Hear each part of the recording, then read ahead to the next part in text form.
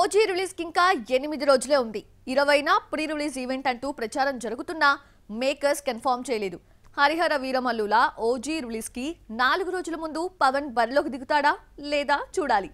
పవన్ వచ్చినా రాకపోయినా ప్రమోషన్స్ బాధ్యతను హీరోయిన్స్ మోస్తున్నారు. ఆల్రెడీ ఓజీ భామ బరిలోకి దిగిపోయింది. పవన్ కళ్యాణ్ సినిమా అంటే ప్రమోషన్ బాధ్యత ముద్దుగుమ్మలపై పడుతుంది. హరిహర వీరమల్లు రిలీజ్ కు 20 రోజుల ముందు నుంచి నిధి అగర్వాల్ ప్రమోషన్ స్టార్ట్ చేసింది. ప్రెస్ మీట్ లో నిధి చేస్తున్న కృషిని అభినందిస్తూ సింగిల్ హ్యాండ్ తో ప్రమోషన్ చేసిందని, తనకే సిగ్గనిపించిందన్నారు. సినిమా అనాథలా వదిలేయలేదని చెప్పడానికి ఇలా ప్రెస్ మీట్ పెట్టించానన్నాడు పవన్.